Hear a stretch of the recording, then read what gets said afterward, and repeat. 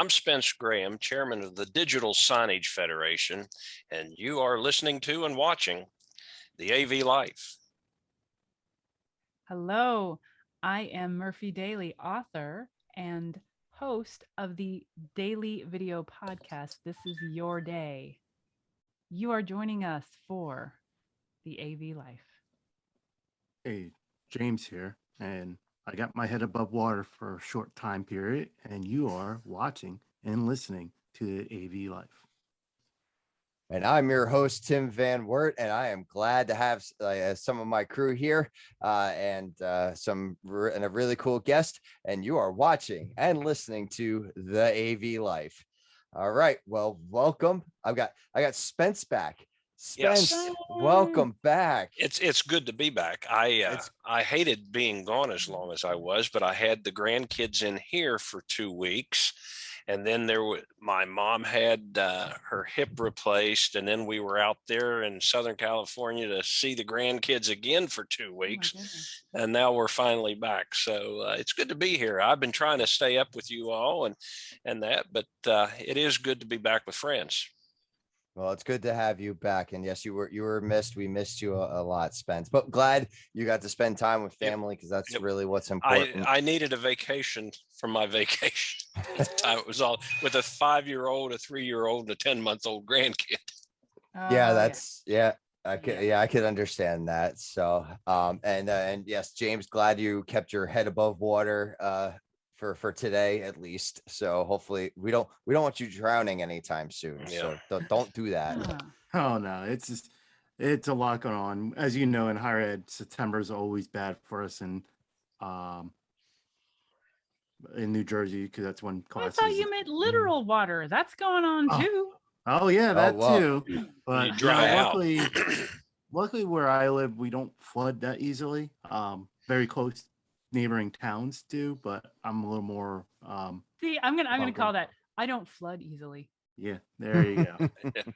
But yeah, it's just soccer, and now my class started tonight. I just got off my first class, and a lot going on. Yeah. And it's funny. So we recorded last week on Wednesday. We were going to try to have the barbecue, Labor Day barbecue episode, and that's when Hurricane Ida came through. And I actually ended up, after I finished the call, Murphy, with you and Will, I closed down here, went upstairs, was talking to my wife for a little bit. We came back downstairs, and here comes the water through the foundation because it was raining that heavy. So, yeah. You were so proud of your sump pump.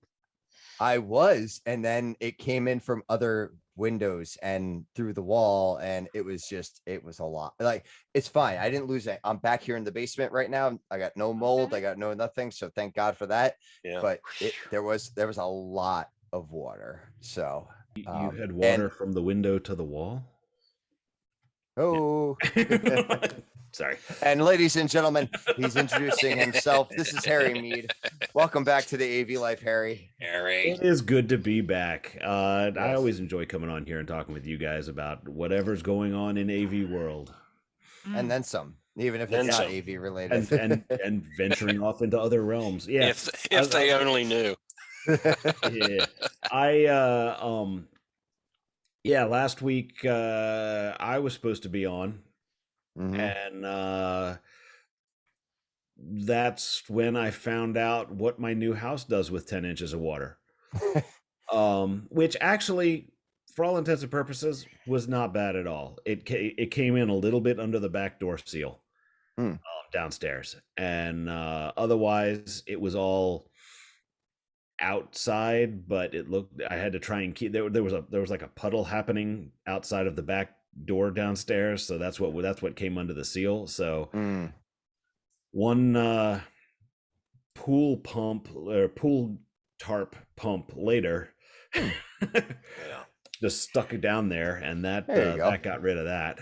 So otherwise came through with flying colors in the new house. Yay. Oh, there you go. Yay. And hopefully that's as bad as it's gonna get for you, Harry. So good. But like yeah, an so East Coast thing, I think, to have like basements. You know, Oh, yeah. I'll take the water in the basement over the fires out by your way. So there's fires. Yeah. yeah, so I'm glad Fires you can all break. are safe and everything like that. But yeah, I'll take that over earthquakes and fires any day. So Definitely. We carefully chose a house that was, half the price of the houses that would get burnt by not being on a mountain. The ones that are up the hills are the ones where the trees are. And that's where the fire comes through. Yeah. If they're coming through, although they haven't come through here before in a while. coworker of mine, his dad wanted to like retire to Long Beach Island, and he knows it floods easily. And they were kind of building; it was new in development building, so he went to the site map, and he's like, "What's the highest point?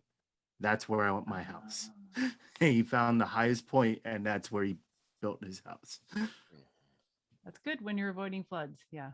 yeah. I was just saying, I don't usually get water. Like we had some decent rain today, but nothing huge. And I got nothing today.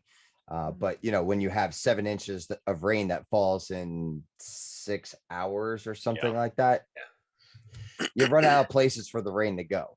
And that's it doesn't matter. You could be on top of a hill, you could be at the bottom of a valley, and there are parts of my town that got hit way worse. So I'm very thankful Water for is where pretty I am. insistent. Yeah. Yes, it is. Anything that weighs 8 pounds to a gallon can do an awful lot of damage real quick. That's true. Yes. And then when it has a downward force that goes along with it, you know, that's magnitude and direction. That's so if we want to get mathematical on the whole thing. Sure. So yeah, so that was kind of the start. So on top of start of semester, like James is very well aware of, Rutgers started on September 1st. We had a full day of classes, and then we went virtual for 2 days because Middlesex County was basically underwater, and we couldn't get from two campuses to the other 2 campuses because the roadway that connects the two was underwater because the river was flood stage was 28 feet and we were at 44 feet of water. Woo. So the river was just a little over at that point. So yeah, it covered the highway. And if you look at pictures of TD Bank Ballpark from during the hurricane, the entire stadium was underwater. Like the field was underwater because of that. And the Somerset Patriots, who is a AA affiliate of the Yankees, had to relocate to Hartford, Connecticut for about a week. Actually, I think they're playing again on Saturday. I think is the first time they get back to the home field after a week and a half. So yeah, always something. Yep. But now we're back and we're back to doing in-person classes, and so feel back to a little bit of normality. I think that's what was so disheartening about the whole thing, is that we were like, great, we're back to in-person classes, and then we're going virtual again. It's like it's like we did, especially from our perspective, like because we just did a bunch of classrooms and we had everything upgraded. We were just getting into the rhythm of things, of supporting the classrooms and being with the faculty, and then it's like, nope, we're going to start all over on Monday. Let's try again. So yeah. So did everyone have a good summer? I think that's kind of where I want to go with this. Did everyone have a good summer? Yeah, we actually made sure we did a lot this summer because we all know last year was a bust. So we actually made a trip down to Busch Gardens, Virginia, Williamsburg. We also have season passes to great Six Flags, which gets you into any park in Six Flags. So we took the trip to New England, did a new day trip up there. We did Hershey Park, and we've probably been to Great Adventure about 20 times this summer. She has in a fact, park? we're going on Is it a Saturday. chocolate fountain? I mean, Yeah. Oh, Hershey. Oh yeah. Oh, If you get a yeah. chance, Park's amazing. It's Yeah. great. Murphy, if you get over this way to the East Coast, you have to go to Hershey Park. Hershey Park's a really, really nice theme park. I mean, it's actually known for some really decent roller coasters. But they do have the Chocolate World Tour. Yes. At the front of it. That is Tim, awesome. You've discussed your love of Disney, Mm-hmm. and you've been to the world but not the land. Yes. How is Hershey Park compared to it? So you can't really compare it to Disneyland, but how do you think? No, and you can't compare it to Disney World because Hershey is much more than just the theme park, because there's the theme park, there's the chocolate factory, and then there's the surrounding town as well. There is a tour of the town of Hershey that you can go and find out about the history. They helped orphan kids and underprivileged kids, and so there's a lot to Hershey outside of just the delicious chocolate. So yeah, and also there is delicious chocolate, right? Oh yes, there is lots of it, chocolate. And there's a factory tour as well. So and you can make your own chocolate bar. Yeah, you can. Sorry, I'm go ahead, James. I keep interrupting you. That's all right. Now, and comparing it to Disney, Disney is your true theme park. You get immersed into the environment with Disney World. Where, what is it? I would say Hershey is a little more of an amusement park. Like you kind of know you're there. You're not sucked into the world like Disney World really does. I mean, that's actually why Disney World has those underground tunnels. Was because Disneyland, Walt Disney was sitting there one day and he watched a cowboy walk out of Futureland. And he's like, this doesn't make sense. So when he built Disney World, he put underground tunnels for all the workers to move around without the public seeing them. But it's Disney World. No, I have not been out to Disneyland because my trip got canceled.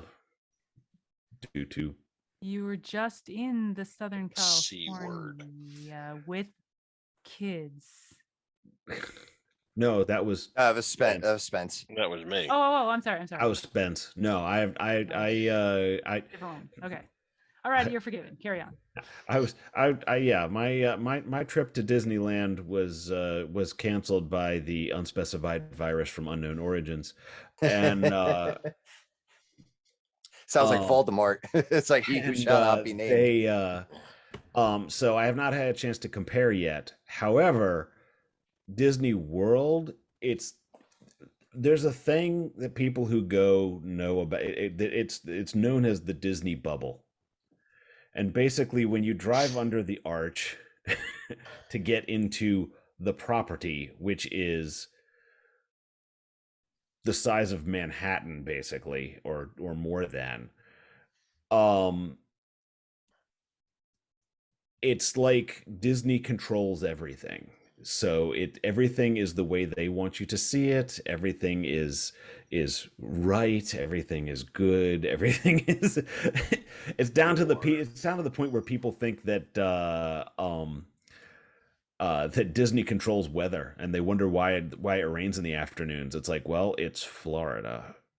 It's like, yeah, they don't. Afternoon. Not quite. I was gonna say, it waters the Disney flowers. But yeah, so I have a feeling just from things that I've seen that the Disney bubble, if it's at Disneyland, it's much smaller. Because it's only just the two parks, and then as soon as you step out of the parks, there you go. As soon as you step out of the parks, you can you're like back onto a city street.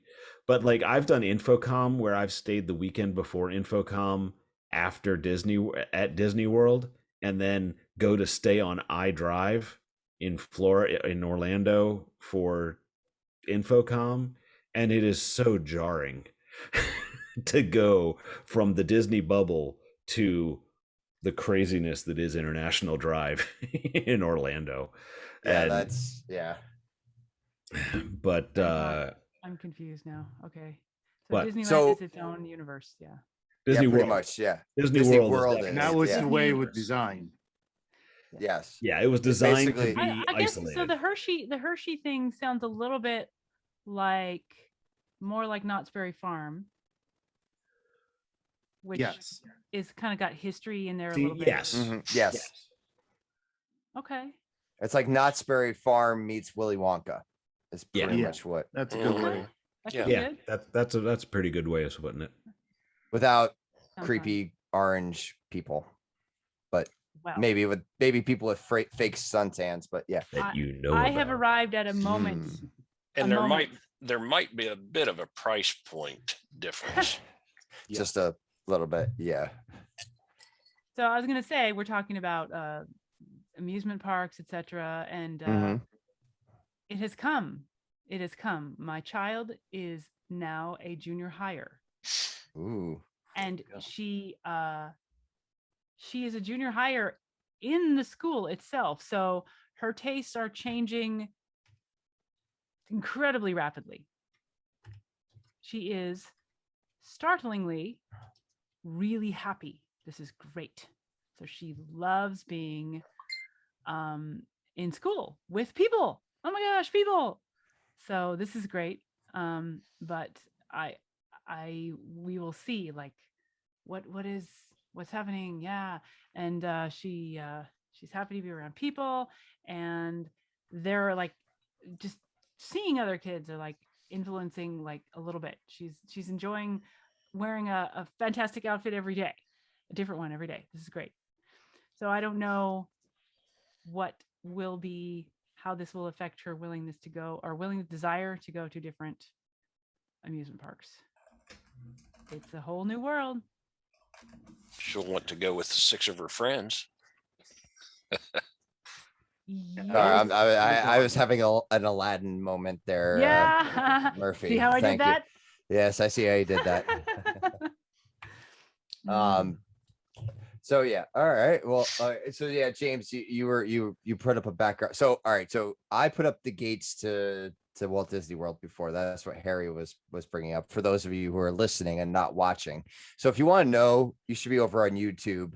Follow the AV Life on YouTube. Subscribe. Set for all the notifications. We put up every Monday night, just like we do on the podcast. So I had the Walt Disney World gate entrance that Harry was talking about. James, you have the latest coaster at Six Flags. Yeah, which is the Jersey Devil, and it's the tallest, fastest single rail roller coaster right now. So, I'm not a huge roller coaster fan, but this one probably is my second favorite. I was gonna say, I think I read somewhere you said it was your second favorite. So what's number one? If you Verbolten in Busch Gardens. That was nice. Yeah, Verbolten. Verbolten. Yes. Yeah. Yeah.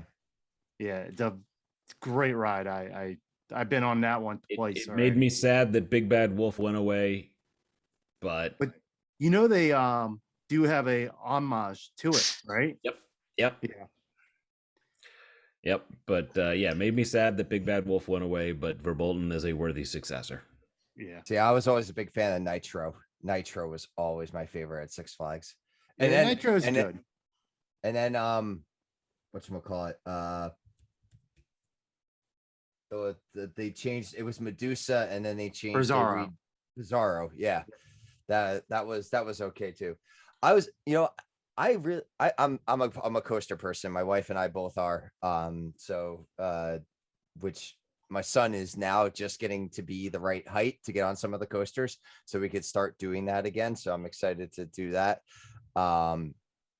So yeah, like I loved El Toro. I loved Nitro. El Toro is broken right now. Yeah. So, but such is the life of a wooden coaster. So yeah, well, they actually had like a wheel issue and basically destroyed like half of the track. Ugh. Yeah. Oh, see, I didn't hear that. Yeah, they actually had a lot of problems this year, but some were people not following rules, and others were just maintenance issues that they're fixing. Like I said, I'm not a huge coaster fan, but my kids and my wife are. In fact, all my kids have been on every ride at Great Adventure, except for my daughter has not. My middle daughter has not been on El Toro just because it's been down. But once it's backups he's going to go on that, but they've been on Kingda Ka and Nitro and all of them. So to swing it back into an AV spin, so I find it interesting, like Verbolten, like some of these other coasters, like what's going to be Guardians of the Galaxy down at Epcot. The Mummy comes to mind over at Universal in Orlando. And the Harry Potter Gringotts one. The combination of screens and coaster is very interesting, where it's not just ride around and do all the doop-de-floos. It's okay, we're gonna ride around and do a doop-de-floo, and then we're going to see something to advance some form of a storyline. And so I think you're getting, with a lot of these rides, they're not just rides, they are full attractions at this point, because they've got so much more than just riding around on a track. I mean, and there are still plenty of big bad roller coasters out there, but if you look at, like, especially Disney doesn't do just like the big bad roller coaster. It's got to be either inside or a theme or something like that. So so you don't actually see like big roller coaster tracks. No. Well, that's what the exciting thing about like Tron, when that Tron ride is done. That is going to be like a full on coaster, and that's going to be awesome. Yes. But even like Harry was saying, is if I know they have the Tron one in Disney in Japan.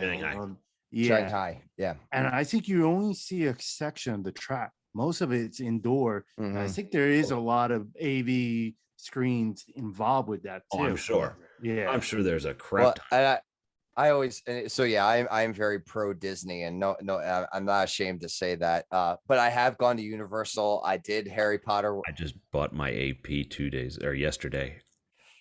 I've thought about upgrading, since I'm still planning on going right before Infocomm. So I got Monday and Tuesday before Infocomm. The big word.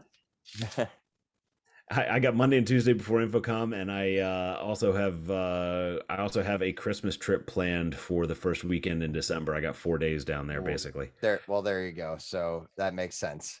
Yeah. But so I've done Universal, and I did Harry Potter, and the Harry Potter broomstick ride was great. It's all interactive, immersive. Talking about AV, like they did a great job of making you feel like you were there. And then Disney came out with Pandora and Flights of Passage, and basically said, "Yeah, here, hold my beer, Universal, and let me do." Because when you're riding the Banshee and it's breathing in between your legs, like you feel that inhale and exhale, and it speeds up. And as it does more action, it breathes harder, and like it's in time with what you're doing, and it makes sense with what's happening. I mean, that's just like a next level of immersive experience, where you're timing music and video and the physicality, I guess, of the ride. So it's AV is becoming like that next level of the immersive experience, even more so. Well, not just sorry, hang on. Just like having like Bizarro has music and words and stuff like that in your head as you're taking out. No, did they stop that? They never had. Didn't it used to? Nope. Or is it just at the end? Maybe it's just at the end then. There might be speakers in the station, but all right. So all right, maybe no. All right, then it was Rock and Roll Coaster. Yeah, Rock and Roller Coaster. You have Aerosmith. You have Aerosmith the whole way, and you have car sounds and stuff like that. So it's not just the audio portion with the visuals of signage and things like that. It's now that full thing. And sorry, Murphy, I don't want us to get too far off the rails. I know you have to duck out, and I don't want to switch the rails too hard, but I do want to do the PM minute. So hang on one second. Harry, you were going to say something before I stomped on you before, and then we'll go to Murphy. No. It's just I don't even remember what I was really talking about. So we're just. I'm sorry. I am going to yield the floor to Murphy for the PM. We'll do some business, and then we'll get back to roller coasters and all that stuff. So wow.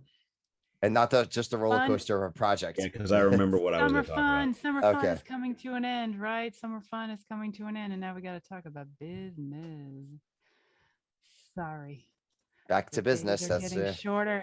Business. So, sun is getting low. So I can't find it. I wanted to look for the quote, but this is what is on my mind. Peter Drucker. He said, and I got to paraphrase. There we go, Spence. The thing that you have the most of in business is incompetence. This is what you've got the most of. So this is what we've got. Don't get frustrated with it. Just be like, yeah, plan for it. And I actually was able to participate in a webinar this morning about retaining, in particular, healthcare workers, but everybody workers. It's a real problem. And as a project manager, I get a ragtag team of people that are going to do the job. And I may be delighted with what they've got, or I may be like, oh no.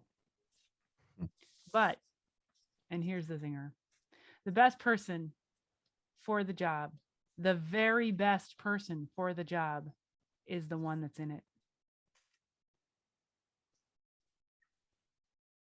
Because they're the only ones that can do it. And yeah, they're going to be incompetent. I already said that. But they're the best one for the job because they're in it.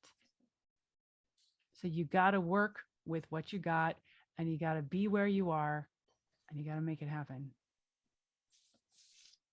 And then wait for the next project to make adjustments. You're a house cat. I'm asking. Think about it that way.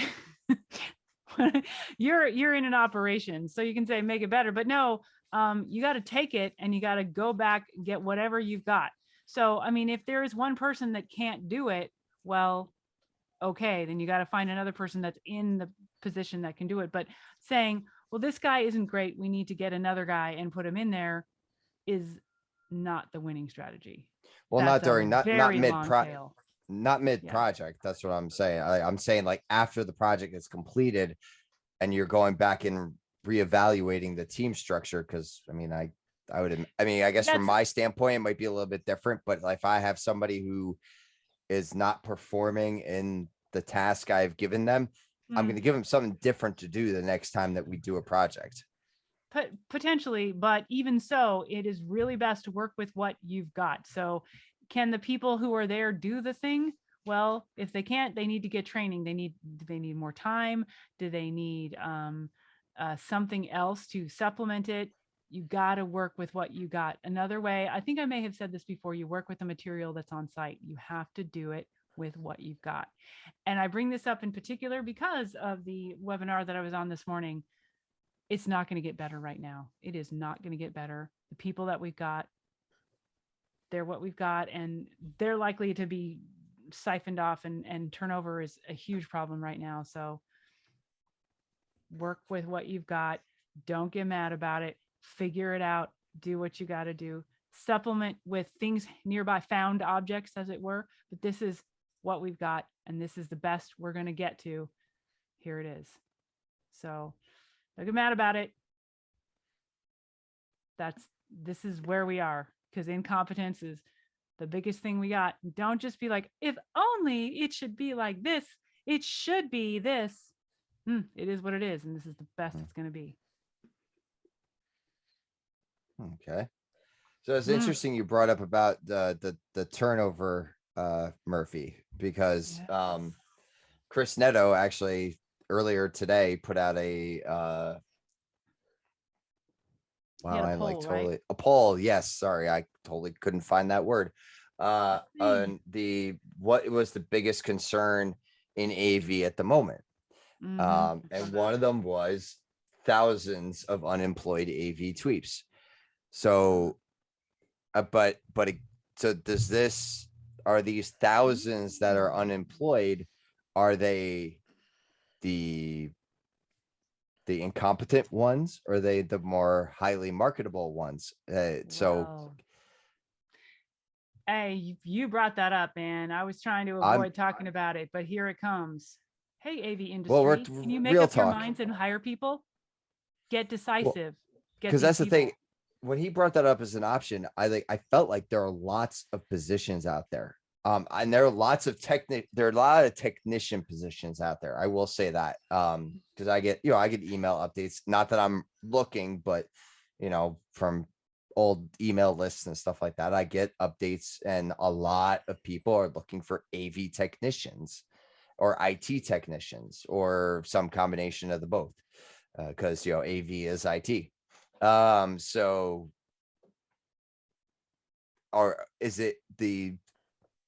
is our problem that we have too many qualified people, or is it that there are too many underqualified people that have just been separated from the wheat from the shaft, as it were? I actually have a couple of opinions on this. Yes, I want to hear it. Okay, let's hear it.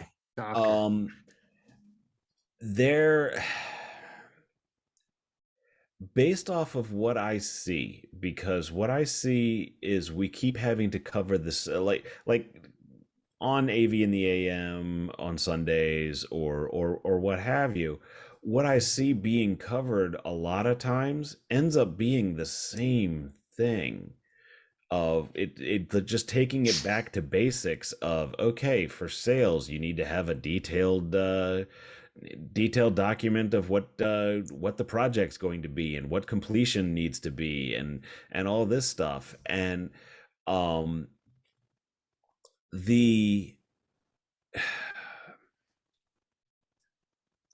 so it makes me think that yeah, there have been a lot of people skating through for a long time who were able to skate through on somehow on doing things, but the time of skating seems to be over for a lot of people, because that's not cutting it in today's world.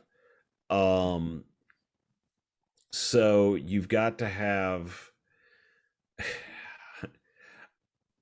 I'm going to tell on some people a little bit, but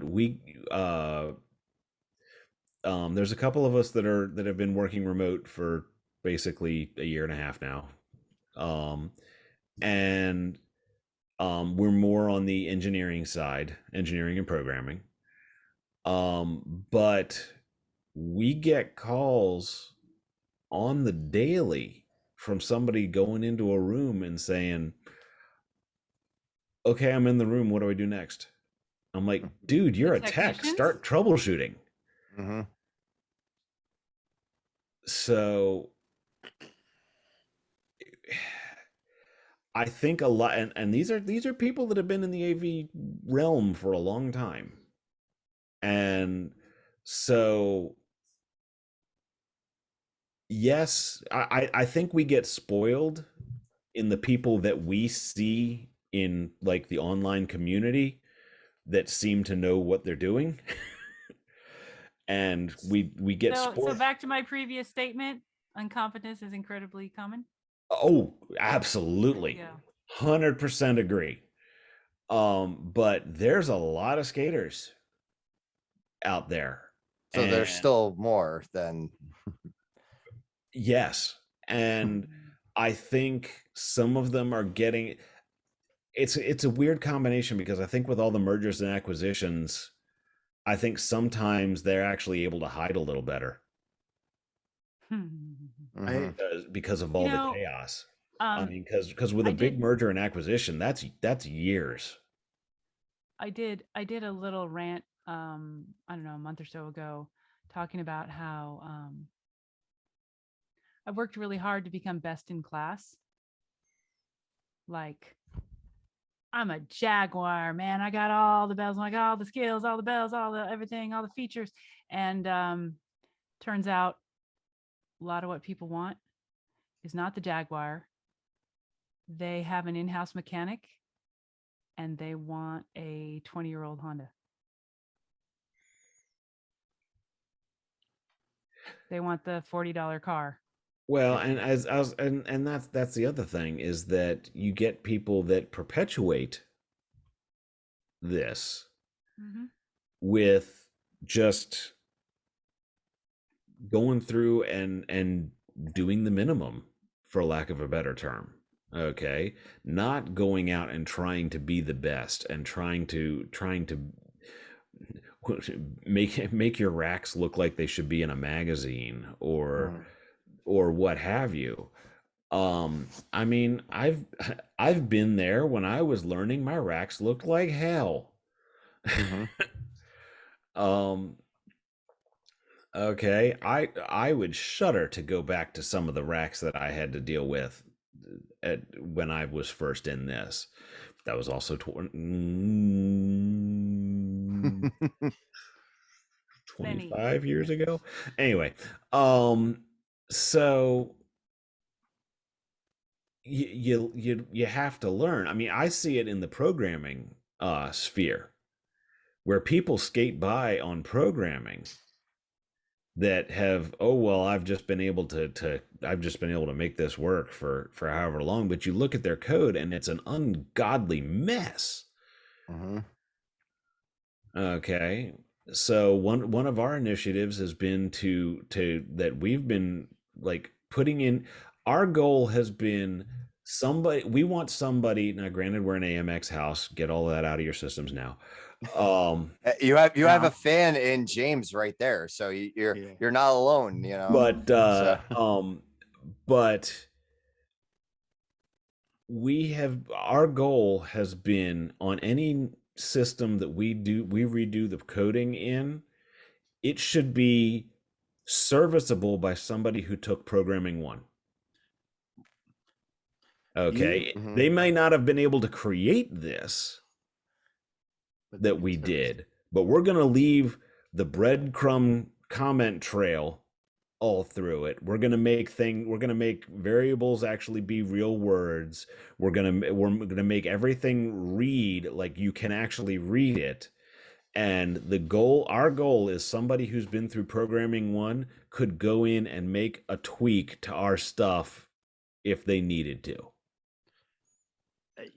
That's a good way to look at it, Harry. I'm not sure if you have listened to any of the Ask the Programmer that Steve Greenblatt and I do, the podcast, weekly podcast. Yes, dropping that here. But yeah, we actually had talked about that on that podcast of making your code available, because eventually someone else will take over your code. Oh yeah. And I use this analogy on a lot of things, not just rack building, but even when I'm writing code and stuff, which I'll admit I'm horrible at documenting it, I'm getting better at.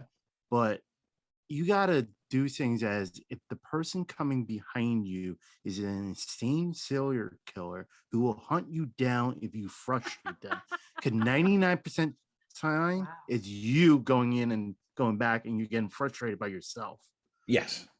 Yeah. And I mean, and that's to the point where because it's written out and not this crazy connect the dots crap at Crestron. Ooh, throwing shade.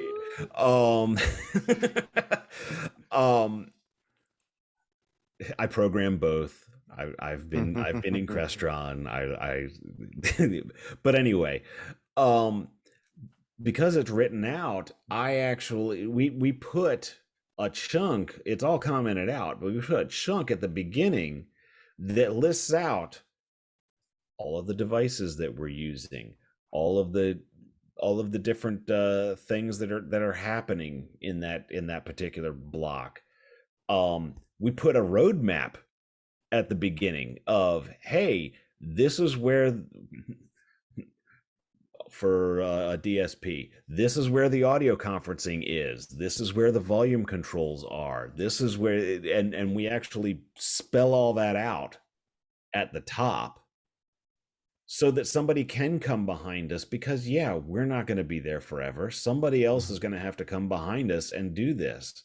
And it goes for code, it goes for racks, it goes for any of this stuff.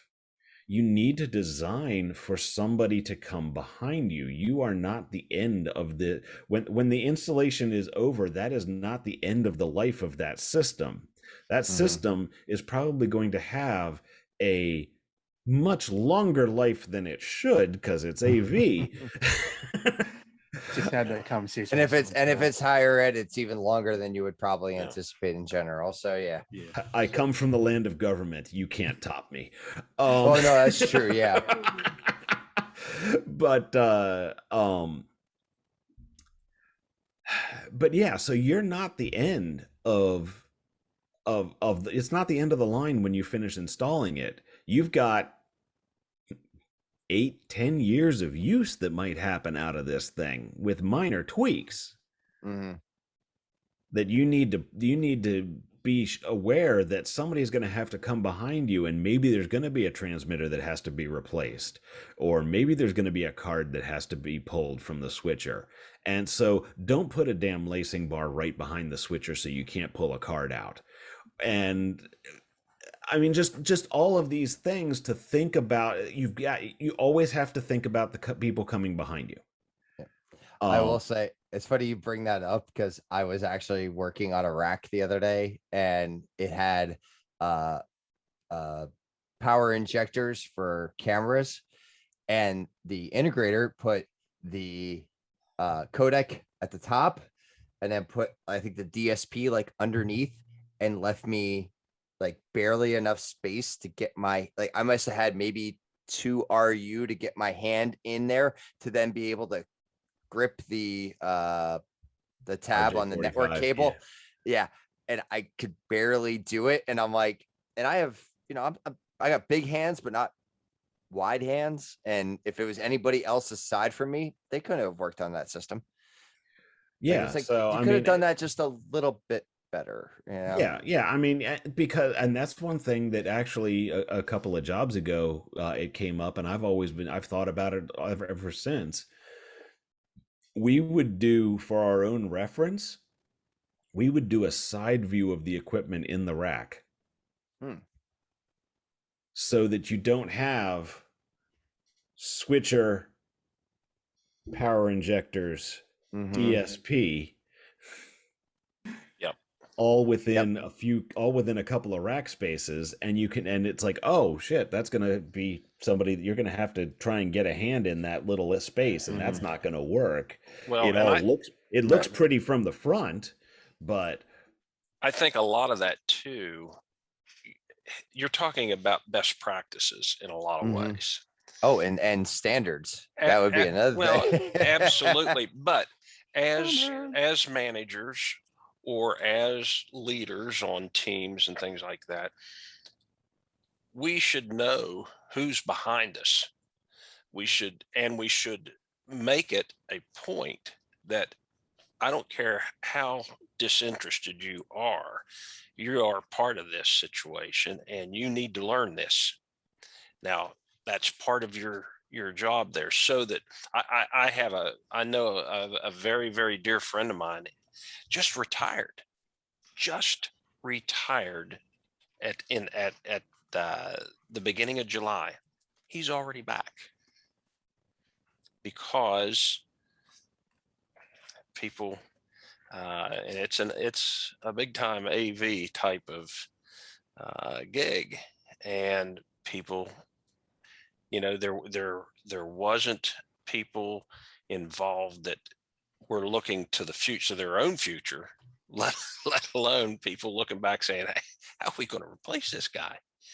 And I think that there's some good opportunities to manage those situations long before you have a problem, and teaching those others on the team and cross training is critical.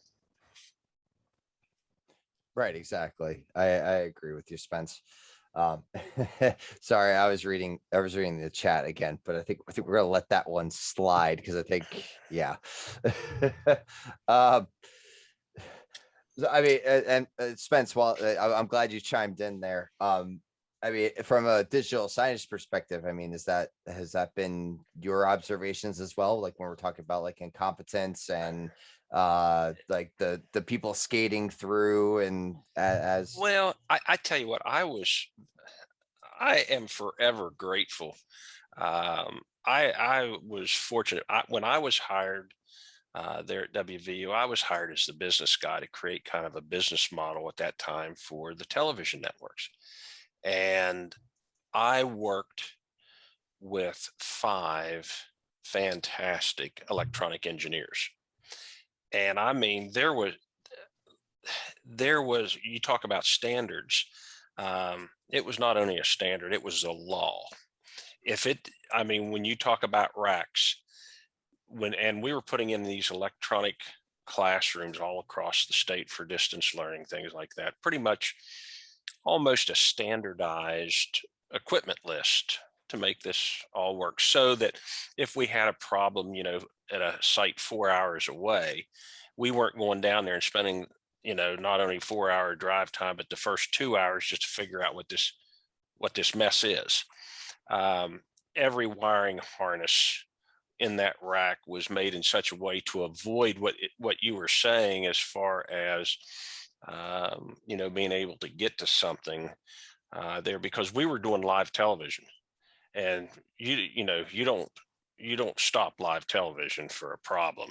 And so if you had to go lights and siren down to some place because you're going to be on the air in 2 hours, it needed to be a good setup. So I was very, very fortunate. There was an expectation, even though I was a business guy, I was not a trained electronics technician or engineer.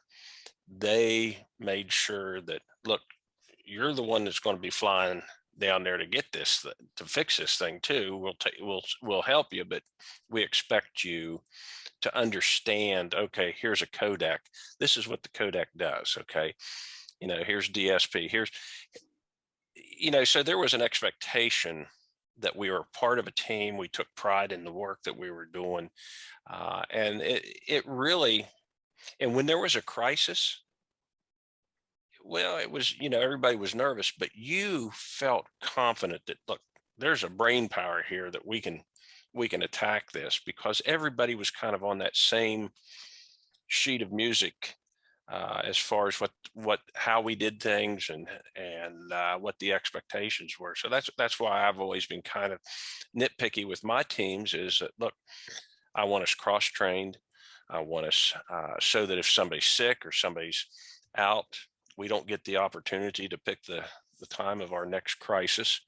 We have to kind of make sure that we're ready to attack the problem. So I just really approach those types of things from a management situation. And if there are problems because of a management situation, where that ends up.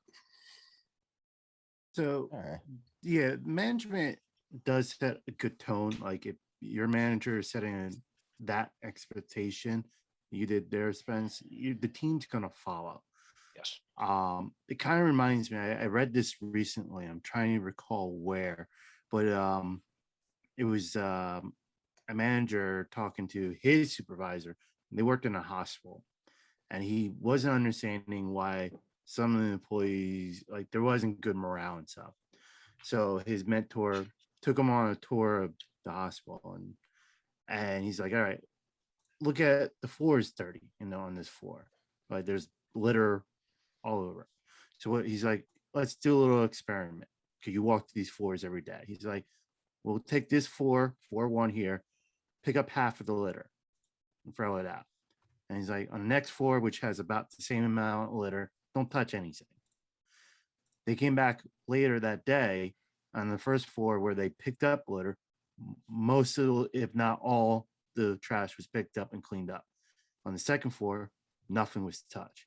And his mentor told him, is like, people see you walk by and get the feeling that you're too good to pick up the trash. So they think they're too good to pick up the trash. It's, you know, you got to get your hands dirty, and other people are willing to do the same. Systems set you free when you're, you know, everybody was expected to understand how the equipment worked. And, you know, we've talked about this on other of these podcasts, and Harry brought it up, troubleshooting. My gosh, that was the quickest way to look to help somebody find a different job. It's just that simple from a management standpoint. Is look, if you're not going to learn, we don't expect you necessarily to know everything. However, when we send you somewhere to troubleshoot something, it's like Harry says, what are you calling us for? What do you think we sent you down there for?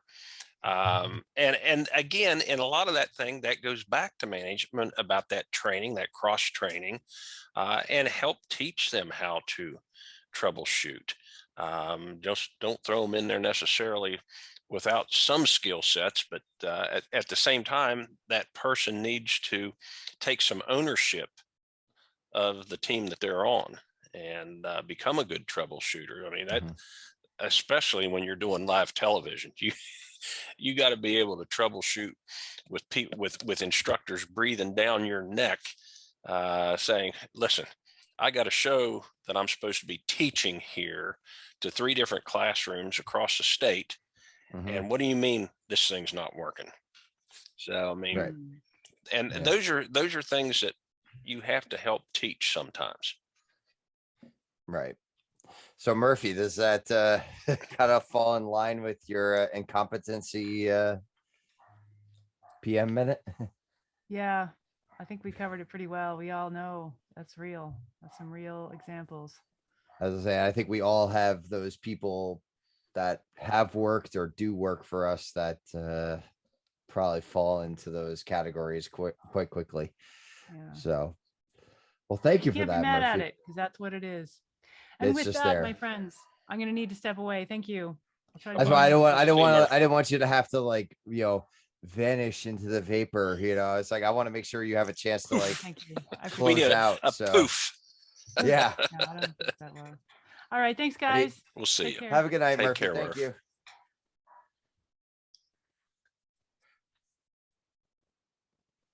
Okay. There we go. All right. Awkward pause while we wait for Murphy to leave. How much we gotta get? Oh, you have another topic for us to go down, Harry? I'm open to hear this. What do you got? Well, it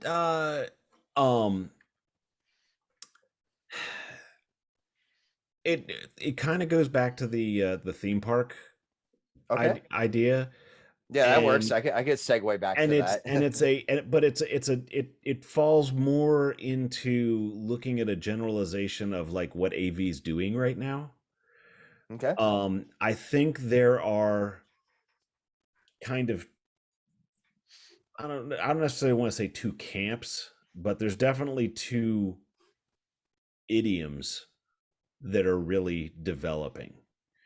You've got bread and butter AV, which is classrooms, conference rooms, presentation type stuff. Okay, the stuff we've been doing forever and ever, amen.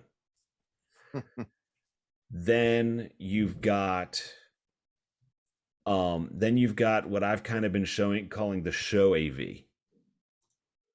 Which is, and it all kind of falls into the same thing, but you've got AV underneath that heading. You've got AV from theme parks, sort of for immersion experiences, but all the way bringing it back to an accent wall that's going to have specific content in a lobby that's like shaped around stuff. Or things like that nature, crazy digital signage, wrap around a column digital signage. Okay, that's more show than presentation. And it is a different discipline because you have to involve other people. You have to involve different people, and you have to be more on the content side as well. You have to be planning for the content. You have to be with any of these special things. You have to like that all has to be developed at the same time. Whereas on the presentation side, you kind of know what you're going to get, even though you're not, and it's always going to be different too. So it kind of goes back and forth, but it's always going to be something different, but it's going to be usually within these parameters. It's going to be a PowerPoint, it's going to be Excel, it's going to be watch a video on it's going to be PC output of some flavor. And then but like with the show pieces, with the show side, and like I said, I include digital signage in this because digital signage has gone way beyond just slap a monitor in the corner. Exactly. And so you've got interactive stuff now with that. You've got, like I said, you've got wraparound displays so that you've got things running up columns. You've got content management systems to worry about. I mean, there's all kinds. I don't even know all of it because that hasn't been my gig. But it's still coding. It comes down to coding. It's coding. And that's the IT and AV. Exactly. I mean, like I think about an example of something like this with very integrated AV, and it's been a few years, but I think it's the Wynn Hotel in Vegas has a big ass digital screen out front, and it's got like this bar that goes down it, like a physical outside the display bar. And they designed the content, like it'll be at the top and then they'll be doing whatever they'll do, and then the bar will shift, and then maybe the bar will go to the middle, and now you've got content that's actually interacting with the bar. Like you'll have people dancing on top of the bar, and you'll have another image completely below it, something like that, and then the bar will shift down to the bottom, and then it's a full image again. So it's just, well, they're even doing stuff where you're projection mapping entire buildings or bridges. I saw one, I think it was 2 or 3 years ago, probably 3 years ago, when we were still out in Vegas. And one of the Apex awards was projection mapping of a bridge. I forget where the bridge was. I think it was in Canada. And it was stunning. But the amount of AV that went into that project was just phenomenal. Yeah, I mean, and that's one thing, even to swing it back around to Disney. I'm looking forward to the new show that's going to happen on October 1st, because they're extending the projection from the castle all the way down Main Street now. So all of the Main Street buildings are going to be projection mapped. Yep. And they've done that out in Disneyland, and I've seen some pictures of it, but ours is bigger, so I think it's going to be it's going to be a little more interesting, I think. Yeah, most definitely. Let me take a quick second. Let me introduce Renee is in the house. Hey, Renee. Hey guys, sorry I'm late. That's okay. You tagged in with Murphy. It worked out great. She Really? she had to duck out, and now you're here. We only had I'm in the wrong time zone. You're in the wrong time zone. That's the problem. So Spence, How are you doing? good. I've Hi, missed you. Harry. Hi, Renee. We have So missed you, Spence. Well, I'm glad to be back. So my life caught up with me. I hope So you're doing Renee, well. we were just talking about the as Harry put it, the bread and butter AV, and then the more interactive and showpiece AV, like what Disney does with projection mapping and things like that, or the immersive experience of some of the attractions. We had talked about that earlier in the episode. So just to get you up to speed with what's been going on. Nice. And we had a nice lengthy conversation about incompetency in AV, and or Does that maybe does that or maybe not. exist? You'll have to go. But Renee, you're just got to go back and listen to the first half of the episode. Is really what it's going to boil I down to. will. So, Well, I did have a really cool experience today where somebody called in and like, okay, we're putting in a boxing ring, and they want a laser projector to shoot down, so all the ads and fun stuff can be on the floor of the boxing ring. And I was like, cool. What? Okay. Nice. Well, that's what they've been that shouldn't confuse anybody boxing, right? Yeah. I'm like, but are the boxers going to look down and say, Yeah, like, hey, what is that? Yeah. That's when they get hit in the eye. I was gonna say I was gonna say a lot of that is in between rounds. They'll do that. I mean, look at hockey arenas. Hockey arenas are doing that all over the damn place. Yeah. They have like the rink like falls apart and things like that. Like during the pregame, the Devils do things for theirs. Well, they also have like, relatively brand new facility at the Prudential Center. So, and even scoreboards.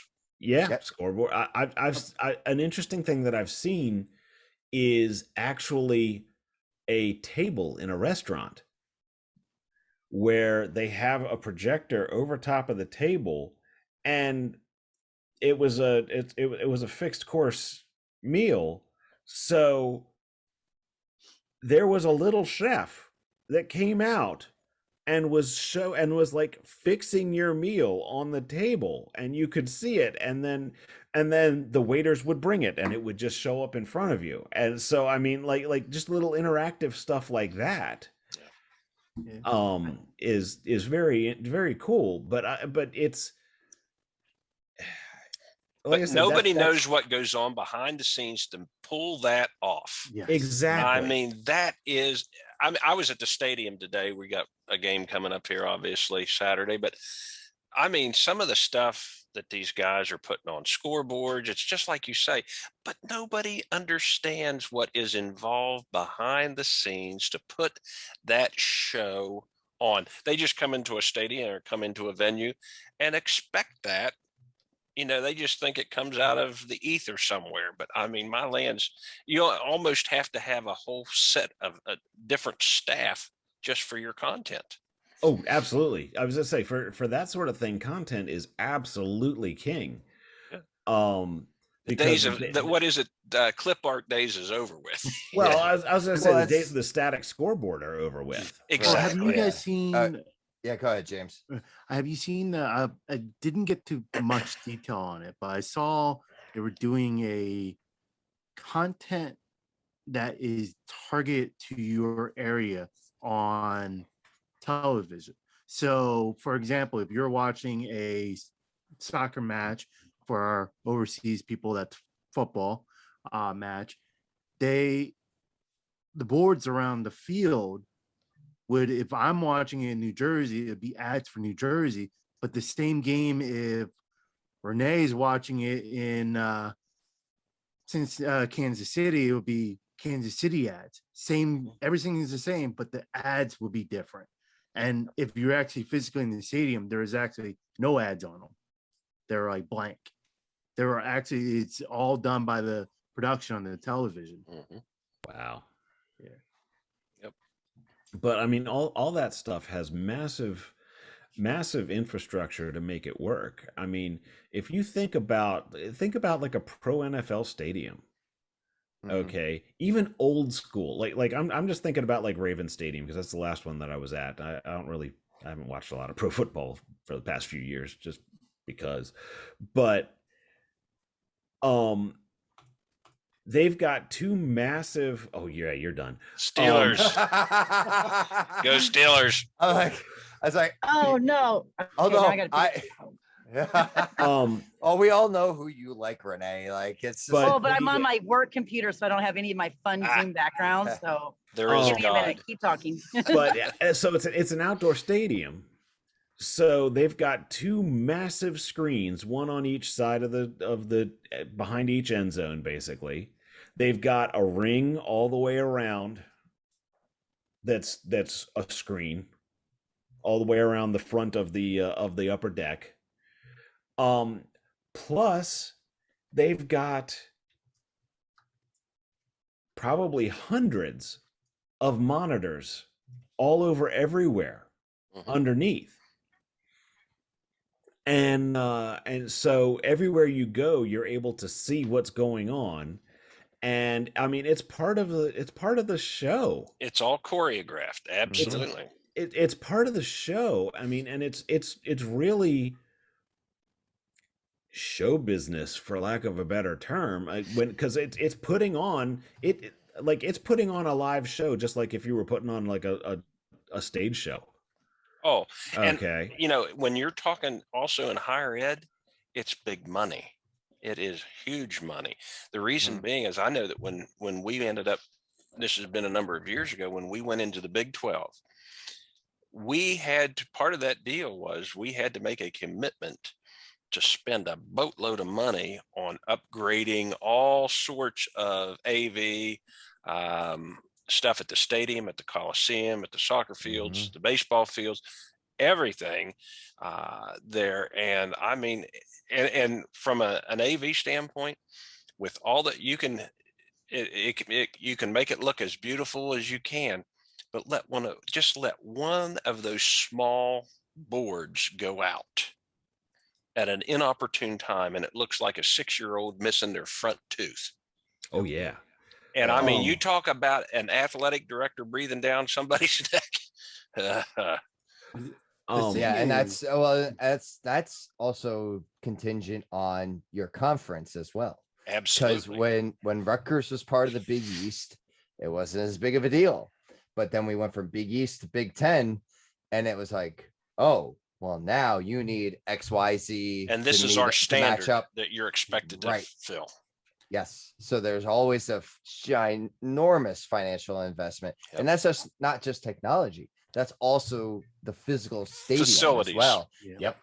We're actually the stadium, as it is in my background right now, is I think along the small side as far as Big Ten stadiums are concerned. And there have been talks about expanding the stadium because it doesn't quite, quote unquote, meet the standard for a Big Ten stadium. So that's right. I mean, you look at some of those college stadiums, and it's crazy how many people that they put in them. Oh yeah. I mean, there's multiples that are over 100,000 now. Yep. And I mean, I was thinking about it the other day, because not to get off on a slight tangent, but like on the AV life, never. there was a lot of coverage, both for and against, on the fact that there were massive crowds at a lot of these stadiums over the weekend. Oh yeah. And it's just seeing this mass of humanity. I mean, not even just putting aside the unknown virus of unspecified origin, but they're just to see just to think of the logistics of getting that many people in and out of a stadium. Yep. Okay, it's just crazy. Yep. Like I say, I was at the stadium today. Got to go there tomorrow. Of course, the gig's on Saturday. But I don't know if it's like this in other places, but a lot of our people that work at the university in various AV, IT types of stuff moonlight and do productions, whether it's at WVU or whether it's Pittsburgh Pirate baseball or Steeler football or Penguin hockey. They moonlight all the time for the various networks there. And I mean, it is awesome what goes on behind the scenes. And last year, the first game, we had zero people in the stands, but the football game went on, and it takes just as many people to pull that show off. Oh yeah. Whether there's 65,000 or whether there's zero in it. We were piping in crowd noise. We were talking about that today. That was so surreal. I mean, we're all looking at each other because we've been doing this for decades together, and we're like, you got to be kidding me. This is not football. That used to be a penalty. Well, and that's Exactly. And it's funny because I remember about this time last year, we had this conversation, and it was about, and I remember, I think Renee, I think you were able to go, or somebody you knew went to the Chiefs game, and there were only like 6,000 people there that day, and like an empty Arrowhead Stadium. And like, what's the value of that crowd noise to the home team? Oh, huge. Yeah, it's huge. It's huge. That's what I mean. I have been to a few Ravens games, and I mean it's massive. I mean the amount of crowd noise that you get. I mean, especially if things are going right, which the couple of times that I went and they were playing the Steelers, things were going really right. Yeah, let's not talk about that. But but yeah, especially if things are going right, that stadium is rocking. Well, it's funny that you say that, because the Coliseum where we play basketball, it is one of the most hated places to play basketball by a visiting team. The reason being is the acoustics in that place. I mean, it's 14,400, I think, is the capacity there. You pack that thing and it is unbelievable. And opposing coaches hated it. And they were talking when we went into the Big 12 about, how you had to make all these changes that Tim was talking about there, that you're required to do. And our basketball coach, Bob Huggins, says, ain't no way we're changing the acoustics in this place, because they were already specking out equipment, and new sound systems. It says, don't you dare, don't dare break it. Don't fix that's it. the same thing. That's right. It's the same thing with the Rutgers men's basketball team. It was the people hated coming to the rack because of that. Like the students are loud. It's you're on top of everybody. Yeah. Yep. And it's, there's a reason they called us the trapezoid of terror, is that because no one liked coming there. We were basically undefeated. 2019, we were basically undefeated at the rack because of that. So and then I looked up, just as a side note, I looked up the seating for SHI Stadium, which is where the Rutgers plays. And we are currently at 52,000 capacity, which sounds like a lot of people. But then Michigan Stadium in Ann Arbor, 107,000. I was going to say, I think the Ohio State University is like 106,000 or something. I was going to say, I knew Michigan was over 100.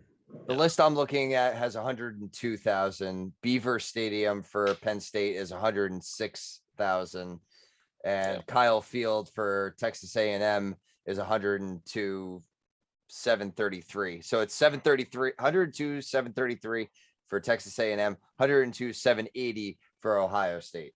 So it's they're enormous. They're absolutely, like, you're talking 100,000, and they're mostly students. I would say half of them are students, and then the others are probably parents and donors and all that stuff as well. So, but it all takes AV. Well, and I was going to say, one of the things that was running around was Wisconsin. Okay, apparently at their pregame show, they play Jump Around from back in the day, and it was the first time. It was the first time that they've been able to do it in 2 years, and they had an entirely full stadium, and that sound system has to rock in order to make that work. And that's one of the things that that really impressed me. It was funny because you could tell, and the new stadium is better, but the difference in AV between Three Rivers and the new stadium is night and day. Yeah. Okay. And it's one of the things I noticed at the Ravens Stadium. Before that, they played it at Memorial Park, and that I had heard that sound system for a long time for Orioles stuff and for marching band. Dating myself. But yeah, that's where state championships was. But then they built the Ravens Stadium, and the sound is so good. Okay, there's no dead spot in those seats. Everywhere has a clear, and it's not. I mean, I'm preaching to the choir, but it's not those stupid horns that sound like this. Yeah. It's full bore DSP. It's full bore EQ'd sound. Yep. With subs, with everything. Yeah. The closest thing I got to that experience, to the new stadium experience, it actually is in a very old stadium, which was RFK in DC. And RFK, and they always used to say the stadium's rocking, and it's like, yeah, okay. But you go there and the stadium was rocking when things were going. And I figured it out one time back at the back of the lower deck. Okay, it was just the wall to the outside. And there are big, for each section, there was basically a big steel wall. Okay, what it was just a steel plate with braces around it. So it was just a flat steel plate in the middle, and there was people up there, and they'd be standing up against the back wall, and they'd have 1 foot down and 1 foot would be kicking on that wall, and they would set up the vibration. And that's how that's what that I mean, it's old school, but that's how that stadium went. Yep. And it was an experience. The invention of the subwoofer, right? Yeah, basically. We had to get new seats in our stadium, and I often wondered, was that part of it? Because you would just beat the heck out of the seats during during the plays and kicking, and it's like, oh, well, you need whatever, new seats. That's what it was. The old IZOD Center in New Jersey was kind of like that. Like it just, you would bang on the floors, or like if you were, because it doubled as a basketball arena as well.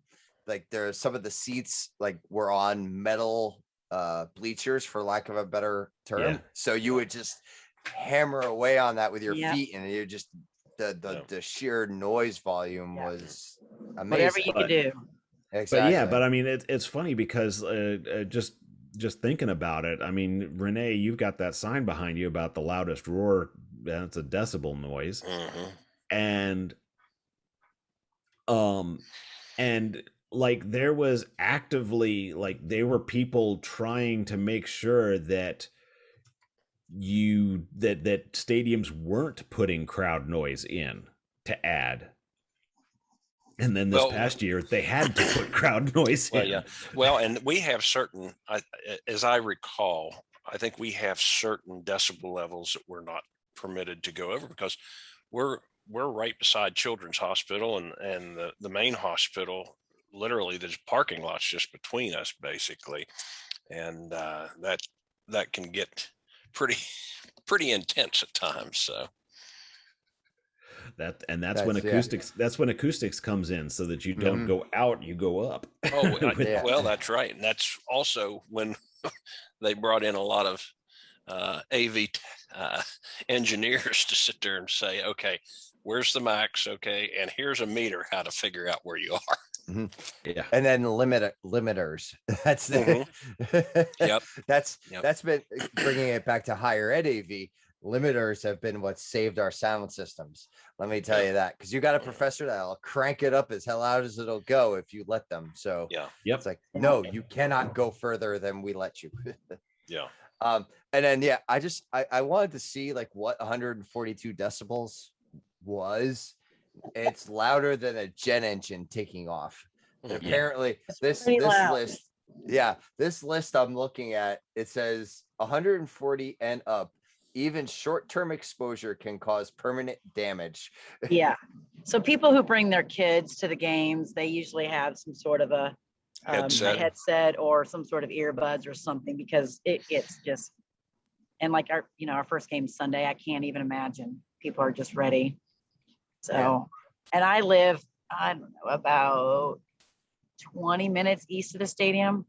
So it's kind of funny. Like if the fireworks go off or if something big happens, it's like you kind of hear the roar, and I'm 20 miles away. It's pretty funny, but that's awesome. That's why in all these years at AV, I stick to the V because the A is just so complex, and it baffles me. I feel like there's a lot more physics involved when it comes to the A of AV. Yeah. I mean, and that's one thing. It's like between my coworker and I, we kind of have divided forces a little bit. We both can do the programming and the video and the audio but he's faster at programming than I am. I'm way better at setting up DSPs and faster at setting up DSPs than he is. So we kind of all have our little niches of what we need in order to get it done. But are you guys using a lot of the Dante technology now? That would imply that we have new stuff. Well, I was to say we're delving into the Dante. I have one room that I won't give you a manufacturer, but we're using AVB. There is one room that I've run across that they actually have networked audio, and it makes me happy. Because we're using that. I'm not very familiar with it at all, but the guy that I work with, you almost have to have his degree in Dante to make that stuff work. There's training, there's network knowledge, there's things, and then it looks like the first devices for the video portion of Dante are going to be coming out. We actually got a couple in-house to test.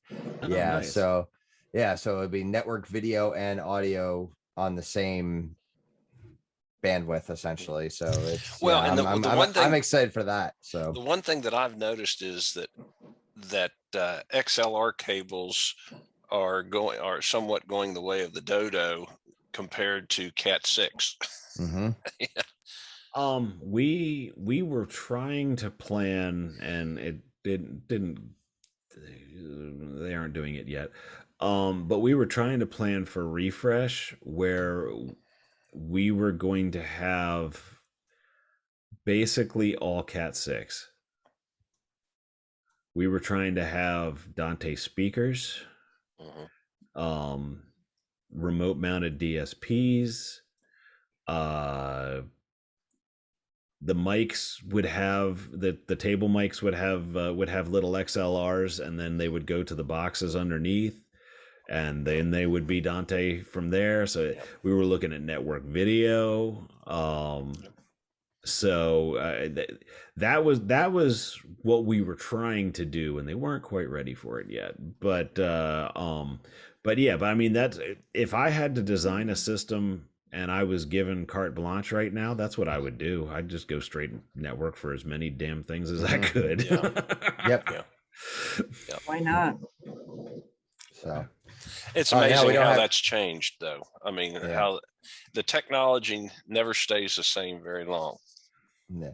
But there's still an art form, though. Like, even though the technology is changing, the art form of setting up a DSP and tuning it to a room is still an art form, and it still requires like those $1 million ears. Like my audio engineer, like he can pick out the delays within like a fraction of a millisecond that are needed. Like I don't hear it, but he's been doing it for decades, and he just can do it, and his ears are just prime for that. And like what I like, I might check. Sounds good. Yeah. Yep. Can you hear me now? Okay, good. I can. We're good. What I like, just as I'm old, and this makes me kind of like say, "Ooh, wow, this is kind of cool." I can sit here at my house, which is 70 miles from campus. I can have them call me on the audio conferencing system And change it. While I'm jacked into the audio conferencing system, and I can tune the entire room with my headphones on from this chair. Yeah. Yep. No, that's what he does. That's awesome. That's awesome. He lives in Pennsylvania, and when he comes, he's been on campus lately because it's getting close to start of semester, the whole thing. But during the summer when we would do things, he would just like, yeah, all right, here's the Zoom invite, go ahead, tune in, and he'll remote into the processor, change the levels. Yep. It's yeah, I mean, yeah, and that's what I do. And I mean, I've done massive rooms like that. I mean, we've got a multi-purpose room that's 3-way divisible, and it's got the ability to have up to like, I want to say like probably 30 plus mics in that room, and I'm able to tune it from here. Yeah. So it's incredible what you're able to do, but you also still need to know what to do. Yeah. Right. Yeah. So what you're saying is a return to the office is not going to be necessary for you? I mean, look, if you can do something like that, you can't tell me you can't. Oh, I was going to say, I have been 95 to 98% remote since this thing started. Yeah. And you're still getting things done. So. And I'm still here, and I'm still cranking, and to the point where we have reprogrammed and teched out rooms and got it down to where it was like an hour's worth of the tech being in the room and doing the final button push testing. Yeah. You just give the instructions, right? And we just say, okay, this room's been reprogrammed. Give me a call when you get in there, and we'll talk through the panel, make sure everything's doing what it's supposed to do, and then we'll get out. But we've made remote an art form for some of that stuff. That's awesome. Yeah. Well, even getting out and people are taking meetings, and it's like, well, go ahead and send us a Zoom meeting request, because you're going to have 3 people in person and 15 on the screen. Like, well, why travel then for the 3 people? Why not just put all 18 of you on a screen? There's like something for that. There's something to be said. Well, I miss people, so I'm going for the 3 people. But what I'm saying is that.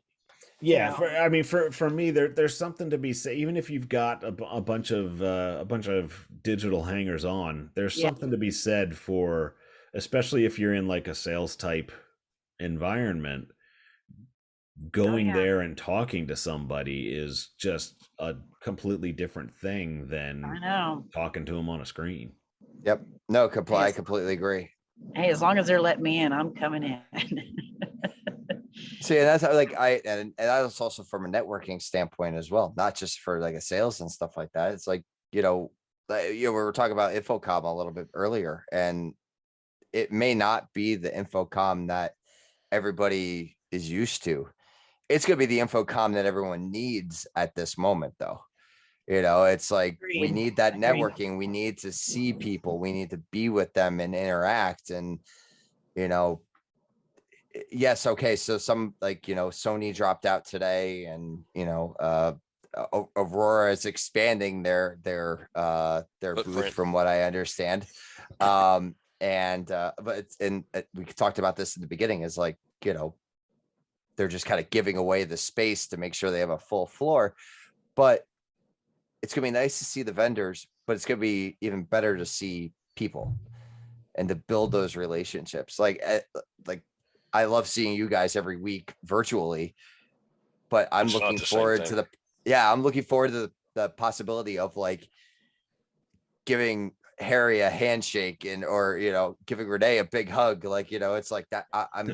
I will have a green badge. You are welcome to approach. Okay. Yeah. If you show me your card first. Yeah. Right. They don't need those stinking badges. But yeah, I mean that's the big reason I'm going down is the people. And I mean, and that's honestly, yes, you want to be able to evaluate new tech, and that it's a good place to be able to do that in general and see what you might be able to that starts the process of the evaluation. And okay, now I'll get a demo and I'll actually run it through its paces when it's not being carefully kept within its guide rails. Yeah. But well, on a normal year, that's what you're there to do. You're there to, but the big thing is to build relationships so that you can call somebody. Exactly. If I mean, we talked about Extron and the joke of the crater where the Extron booth was, but for years that was I mean, Extron was our bread and butter for video, and I would keep the relationships up with those guys at Infocomm so that I could give them a call and they know who I am and we're friends, and heck, we drank at the Extron party, and and I helped him back to his hotel room or whatever. but it just, that sort of relationship building pays off the rest of the year when you're able to give somebody a call and say, hey Don, how you doing? It's Harry from AV whatever, and hey, I'm having a problem with X, Y, and Z. What do you think might be the issue? Oh, hey, I know the exact person you need to talk to. Let me get you on with them. Make sure you're taken care of, and we'll get it done. Or in my case, hey Don, I'm going to do something really off book with your equipment.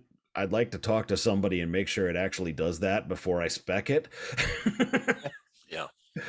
And he would get me to the engineer who worked on the piece to let me to see if what my crazy idea would actually work.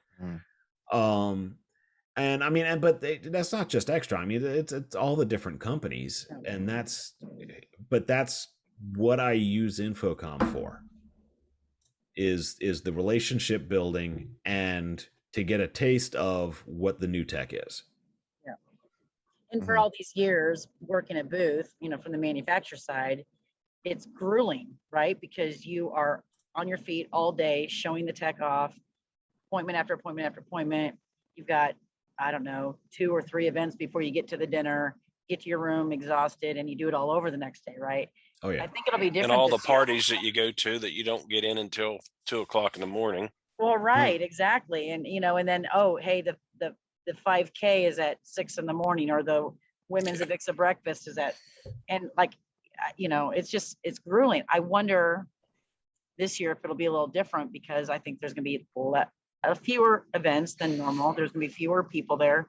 We're having harder times getting appointments. So I wonder and thank you, Renee. You just reminded me that I signed up with Joe Way to do the 5K at 6 a.m. on Thursday. You're welcome. Hopefully it's better in October. I was in Orlando than it was in June.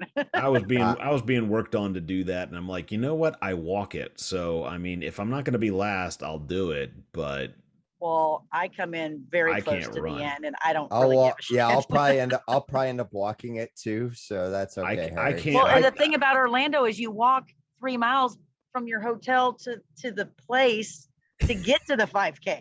Yeah. So I'm like, man, I'm exhausted. I've already done a 5K. It would take a very large person chasing me to make me do that. I'm not doing it. No. I'll see you there. Some of the people in our industry are diehards. Like, you see them sprint off, and I know they're finishing them, and I'm like, where's the medic? Yeah. But then I get sorry. Go ahead.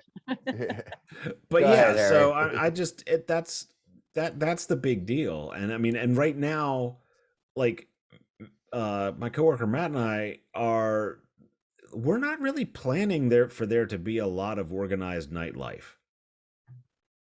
Like, I think you're right.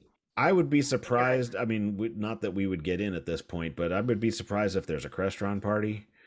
I would be surprised if any of these big party things happen. I would imagine that they're going to be more dinners than or RSVPs, parties. so they have a head count, right? Yeah, there'll be massive RSVPs. Because can you imagine what it costs to pull off? So I know some of the parties that I went to in Vegas, and I mean, I guarantee you they were dropping hundreds of thousands of dollars. It's expensive. It's crazy. Well, I mean, the last Extron party, I think it was the last one, they rented out UNLV Arena. Yeah, that's right. They rented out the basketball arena. They had the rooftops of these casinos and things like that. Jeez. Yeah. I mean, they had a concert. They had a full bore concert venue on the basketball floor. And then they had in the auxiliary warm-up gym, they had like mechanical bull riding and more food and drinks and everything. I'm just like, holy crap, what does it take to do this? I don't think you're going to see that this year. No, I don't think so. Not I think you're going to get all the networking time in this year you need, because I think there'll be a lot more time this year to spend more quality time with the people who are there. I think if I get a vendor to bring me to Raglan Road at Disney Springs, I will be just a happy camper. That's all I need. Tim, I would totally take you if I was going. I was gonna say, Tim, we'll go. Okay. I'm going during my trip anyhow, so I get it. Matt'll have a car, so okay. I got you. Cool. We'll go over Disney. All you gotta do is ask, Tim, like that. There you go. I got Harry. I put it out. I might not like pay for it, but we'll get somebody to go with us. That's what we need to say. Hey, you come with us and go. Like, hey, your card. Come on, let's go. Yes, bring your card. We'll bring Gina. That American Express. I could probably get Gina to pay for it. So it's like, have Atlas. Come on, Atlas IED. Come on, come on, pay for this. Come on, we're having an Atlas party at Raglan Road. Let's go. I'm gonna have total FOMO this year. Yeah. And it's funny because like last year I didn't do any of the I tried to do some of the classes, and it was kind of painful. It was as a manufacturer who was giving the classes and doing the virtual handshakes, it was brutal. I did. Oh, brutal. We all had assigned times to be in our booth. Well, this was like, I never figured out the booths. Oh, no. Okay, so I'll forgive you for not coming to visit me then. Yeah, I never figured out the booths. Like, I'm doing the classes and I'm like, oh, okay, cool. It's a class thing. And then like on the last day, somebody's like, oh, did you check out the virtual show floor? I'm like, the what? Or you got on, you were 6 pages back on Zoom, Yeah, exactly. So I mean, I think there should be a virtual component to the show, but I think it can't be all virtual, because that was just that was ugly. brutal. I just think people are zoomed out at this point in time too. Mm-hmm. Oh yeah, we are. True story. I look forward to this Zoom call. Yeah. It's one of the few every week that I look forward to. Yeah. I thought this was interesting. I just got a call not long ago. One of my reseller partners, I'm not going to name their name, a big national reseller, got a double-decker booth. He's like, booths are really inexpensive now. They got a double-decker booth. And I'm like, so you're a reseller and you've got a booth. They've got a lot of big customers coming. And I was like, okay, well, what time can I line up to have my boss come meet? Because now I've got to coordinate through everybody else. They're only taking 3 people from our team. I'm like, okay, well, I'll be in Alabama having a grandbaby, so I'm not going to sign up to be one of those people. But anyway. So, all right. Well, it sounds like we've got there's going to be some interesting times ahead of us for the next month and a half as we are leading into Infocomm. We'll be talking more as the time gets closer, and if I end up down there, we will be having some AV life opportunities down in Infocomm. So you better have a virtual option for the friends who can't go. I will. Yes, I will still, even if I will still hold the podcast, and I will run the recording off my cell phone if I have to, because I've heard really bad, awful things about the Wi-Fi at OCCC. So OCCC. Yeah. CCC. I wouldn't even call it Wi-Fi. Is it like dial-up? They've had without 2 the years noise to fix it. With no revenue. So they had no revenue. I don't know, we shall see. But yeah, we'll see. So that's to be determined. We will obviously keep you all posted as to what the AV Life will be doing during that time. So Harry, thank you so much for joining us tonight. This has been a good time as always. So thank you. Absolutely, thank you for having me. It's always good to come on. Yeah, and I think our listeners know where to find you at this point. So at least in the Twitter. I was gonna say on Twitter, I'm at AV Grump, and I'm here to piss you off. There you go. And if you don't know Harry Meade, where in the heck have you been? Right, exactly. So Spence, glad to have you back. Good to Renee, be back. thanks for jumping in, Renee. Sorry, short and sweet, but happy to see everybody.